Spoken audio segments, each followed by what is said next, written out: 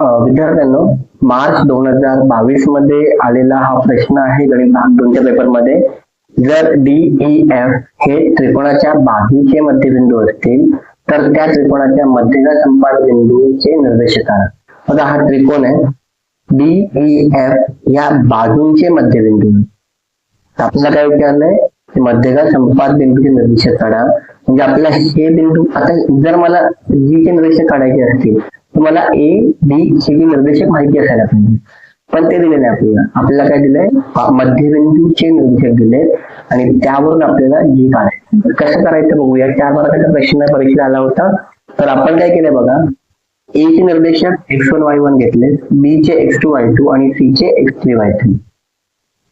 G चे x1 x आणि y आपल्याला काढायचे आणि D आपल्याला दिलाय -7 6, E आहे 8 आणि 5 आणि F आहे 2 आणि मायनस. ठीक, आपण एक एक स्टेप करूया. जर D बिंदू साठी, आता बघा, जर D बिंदूसाठी मला मध्यबिंदू B हा आहे, त्याचे निर्देशक काढायचे असतील तर x जो असतो तो कसा असतो,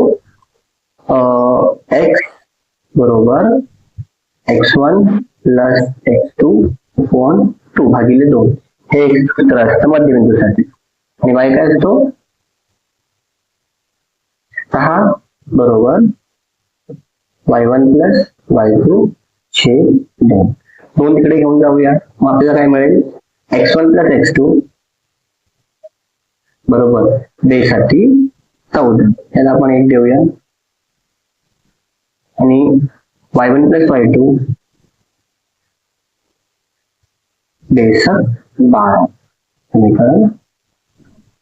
इथे आपल्याला समीकरण 1 आणि 2 मिळालं. आता हे चाललं D साठी. आता सेम आपण घेऊया E साठी.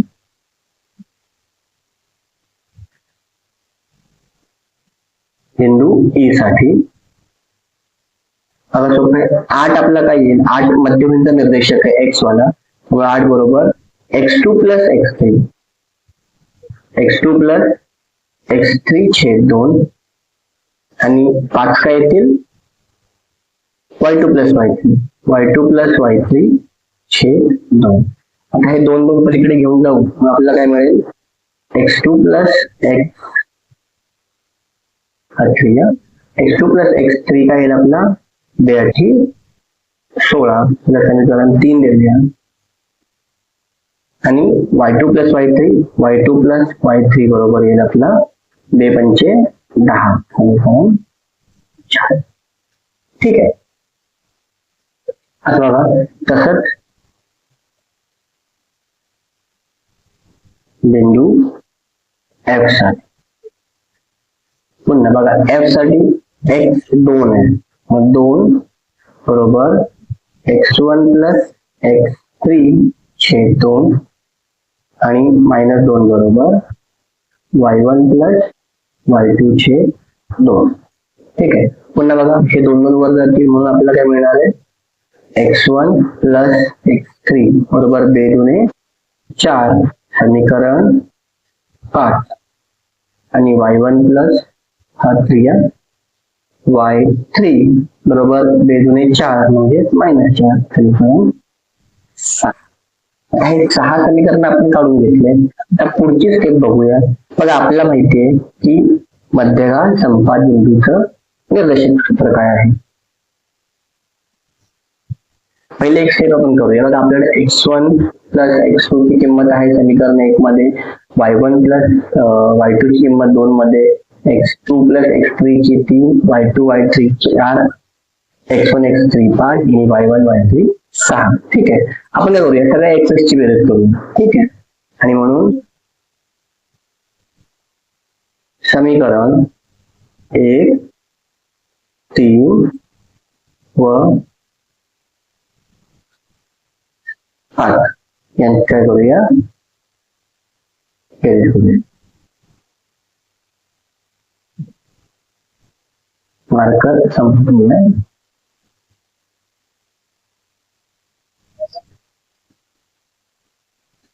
आणि म्हणून बघा, 1 ची आपली डावी बाजू काय होती,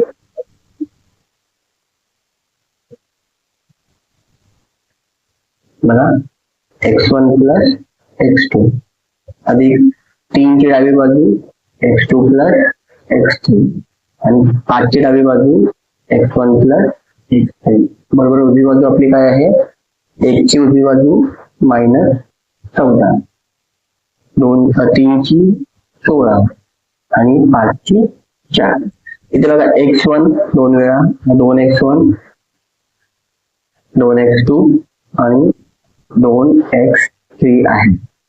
इथे 16 तून 14 गेले 2 राहिले आणि 4 6 यांची बेरीज बघा. इथे बघा 2 कॉमन आहेत बाहेर काढूया.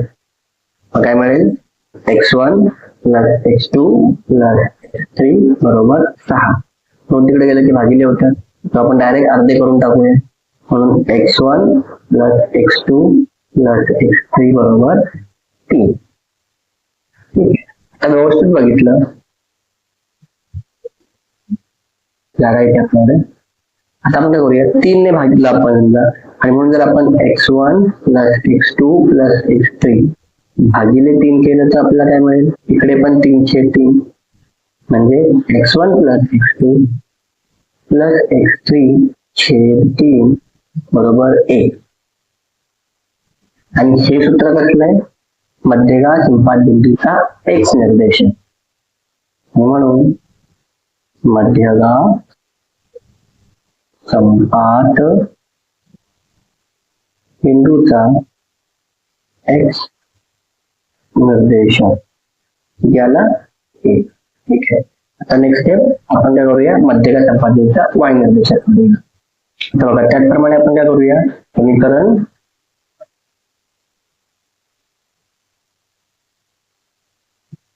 2 4 व 6 यांची बेरीज करूया.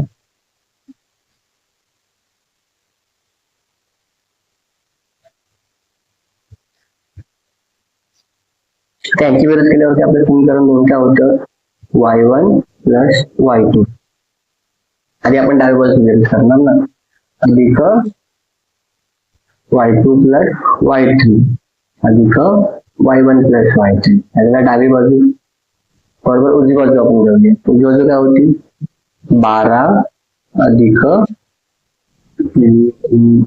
10 आणि वजा 4 10 वजा 4 इथे 2y1 plus 2y2 plus 2y3 इकडे 10 आणि 12 आणि 10 22 बाजू 4 गेले